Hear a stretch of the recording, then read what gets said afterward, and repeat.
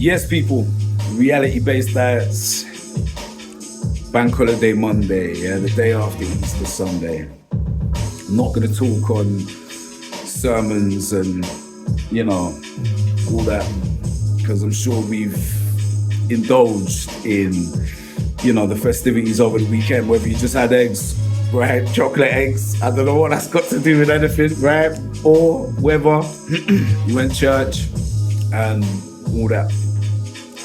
I'm sure you're enjoying your time reflecting on this day, right? Now, what I wanted to talk about today is actually slightly different from, say, a religious or, just say a religious standpoint, even though it is a religious time, right? What I want to talk about today is the concept of time travel that I spoke about before, i.e., space travel, right? Because the only real tangible pathway to time travel is space travel. And the only drive that there seems to be to unlock the powers of space travel is further colonization of the rest of the universe or other planets in our star system. There's been a lot of talk of, colonizing Mars, right? At some point, the Earth is going to be uninhabitable. Whether you believe that or not is inconsequential, because seemingly the powers that be do believe it, right? Now, me personally, I believe that the planet is a self-sustaining planet, and the only way that is ever going to be a situation where this planet is uninhabitable is if we do something so diabolically drastic, or as they say, if we continue on the way that we're continuing, right? Which seems like they're really on that. And they're like trying to find a new planet to go and live on, right?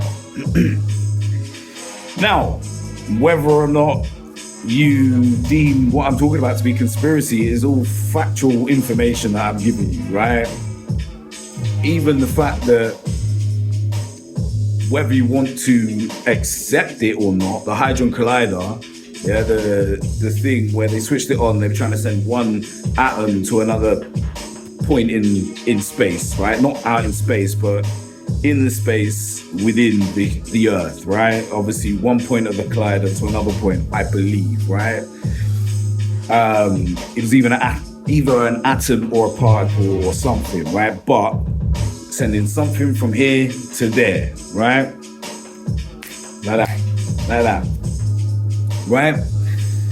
Now, why is that important? Because obviously that is space travel in its essence. That's what they were trying to work out or trying to get hold of or trying to perfect. Who knows if they have yet, right? Because that thing got switched on a long time ago. So they said it was a successful experiment. Obviously there's other connotations, whether or not they hit a reset on reality or branched it off into other sets of reality, because there's a theory called the Nelson Mandela effect, right? But I'm not going to go into that in this video. I'm going to keep it on space travel. Now,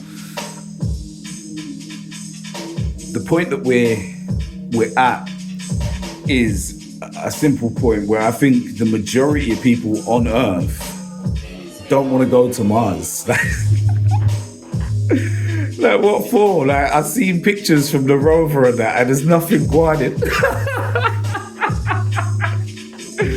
Right? So, in theory, there must be like X amount of brave souls that are willing to be the first to go out there and establish some sort of systems that create a bioatmosphere that is, conducive to the human condition, right? Because currently it is not, right? Currently it is not. Now, the spiritual connotations, right? If we believe what we believe, that the universe, the creator of all of that, is all one gigantic realm, right? We are on Earth. This is all we know. This is all we've ever known as a generation. But the question that I pose is it all that we've ever known as a species? And do the higher ups know this? That they've been, suggesting for a long time that there isn't a fuel source capable of executing some of the things that they have lined up in science, right? Not on this planet, or if there is not enough of it because it does not come from here. Now, does it come from Mars? Probably not, but Mars might be one step closer to where they're trying to go, because at the end of the day, there's these situations that are set up to be executed over 100 years at times, 50, 40, 100 years, right? Is that the bigger plan? And obviously it has no real effect specifically on us right now, but the more you think about it, right? The more you think about it, especially honestly, the more realistic like space travel is going to be. And might I add, the theories about time travel really do start to dissipate, because there may specifically be a way of traveling forwards in time, but not necessarily traveling backwards, solely because of the way that the universe actually works. Unless maybe, and this is where it gets weird, if you're on, say, this side of the universe and somehow you manage to get to the other side of this universe, right? You then traveling back to the center of the universe, is that then traveling back in time? Because theoretically, traveling away from the center of the universe, if you are going fast enough, you would be, traveling faster than time, right? In the center of the universe, so we're led to believe, there was an explosion, right? The explosions don't just explode in one direction, it would be outward. Like one big dome, one big globe of particles or planets, right? If you were to, and it's not going to be clean, edges and all the rest of it, because some things would have flown further than others, right? But the point being is the center of the universe would be 0.0 in time, forever. But could you ever get there with time coming at you if you were to travel towards it? Right? Because think, the further you're going, no matter what, there's more being created for you to have to travel through.